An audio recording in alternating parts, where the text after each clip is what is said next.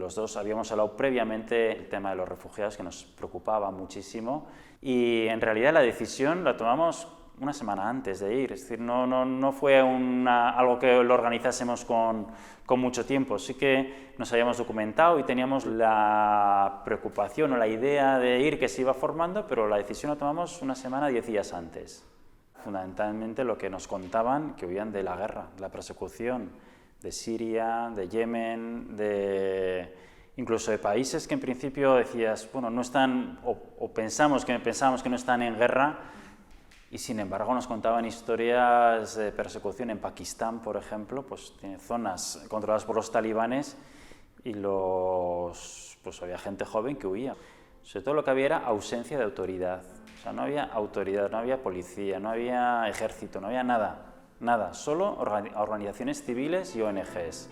Y más vale que estaban ahí las ONGs, porque si no, en pleno invierno, pues todas esas personas que llegaban lo hubiesen pasado muy mal. Cuando fuimos a los campos del interior de la isla, especialmente el campo de Moria, era un sitio donde tenían que pasar los refugiados para conseguir papeles para demostrar que habían llegado a Europa. Los 9 kilómetros que recorrían desde Turquía a Lesbos, lo que nos contaban, bueno, primero, los refugiados casi nunca querían hablar de cómo habían llegado.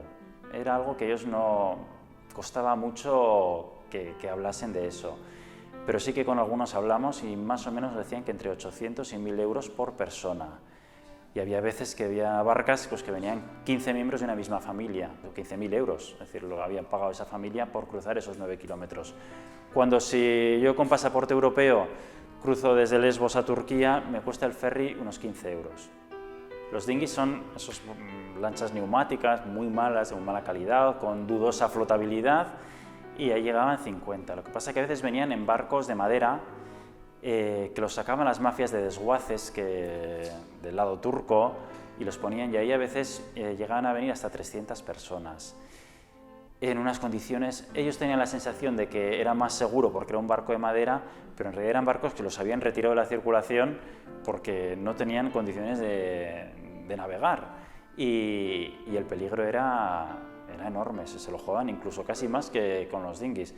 Nosotros vimos, y solo vimos con nuestros propios ojos, llegar un barco de esos con 300 personas, bajaron las 300 personas, y al cabo de 2 horas, en el puerto de Escalas y Camineas, que era el pueblecito donde estábamos, ahí en la costa norte de Lesbos, en el puerto hundirse el barco.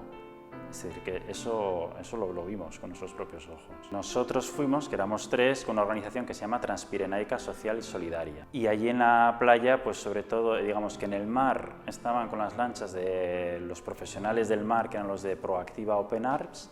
Era el momento de la llegada de las barcas, que era impresionante, pero era un poco como caótico, que venía mucha gente y estábamos ahí, ayudábamos a los niños, les cogíamos. Bueno, nosotros trabajamos mucho con una organización sueca que se llama Lighthouse Relief, y con esa organización tenía un campo de refugiados a pie de playa para una atención inmediata a los que llegaban en las barcas, y lo que les hacían era darles ropa, darles algo de comida, secarles, si llegaban de noche podían dormir allí, pero enseguida en furgonetas de Naciones Unidas se las llevaban a los campos grandes del interior de la isla.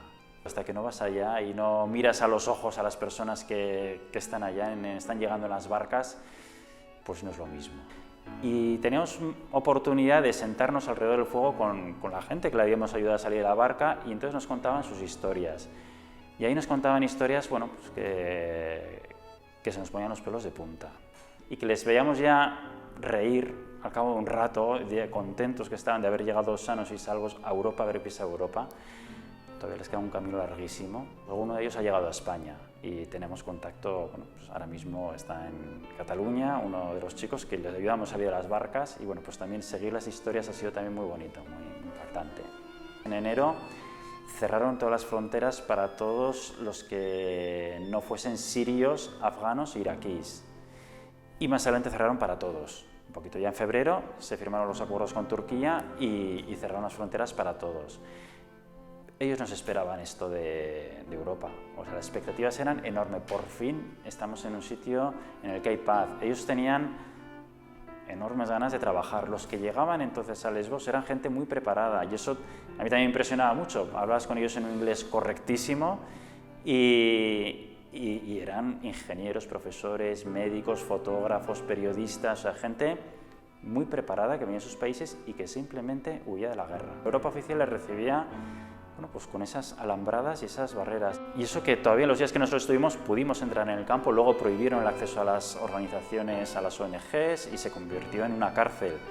Una cárcel que estaba prevista para 1.500 personas y que han estado 3.500, 4.000 personas. Y a nosotros nos conmovió mucho, nos impresionó mucho. ¿Qué Europa estamos construyendo? ¿Qué Europa les está recibiendo, ¿no? Y nos hizo pensar mucho. A abuelas que iban a las playas, cuando ya se habían ido los refugiados, recogían la ropa mojada, se la llevaban a casa y en su lavadora la limpiaban, la secaban y por las mañanas la volvían a llevar a la playa para dársela a los siguientes refugiados. En la sociedad española, pues yo creo que tiene momentos en los que la gente dice, oh, pobres refugiados sirios, pero se olvida y el drama está pasando, sigue pasando. Ahora no pasa en Lesbos, ahora pasa frente a las costas de Libia, pero es peor todavía de lo que, en realidad, lo que está pasando ahora es bastante peor de lo que nosotros estuvimos, lo que yo pude ver en Lesbos.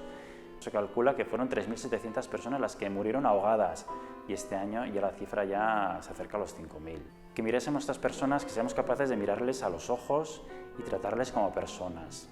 Yo solo les pediría eso, que no son números, que no son terroristas, que no nos vienen a robar. Ellos huyen de situaciones que son invivibles. Están deseando volver allá, que haya paz en Siria, por ejemplo. Hablamos con la gente y decían, que haya paz, yo quiero volver, yo quiero estar en mi casa, en mi ciudad, con mi gente. Porque llegan tantas barcas, hacían falta tantas manos que no teníamos ni tiempo. Pero viendo ahora un poco con perspectiva, quizás ha sido más importante el después y el llegar aquí y contar todo lo que, pues lo que vimos y vivimos allá. Lo que hago en mi trabajo todos los días es hablar y contar cosas y contar historias, y eso es lo que he hecho con esto, y quizás ha sido lo más importante.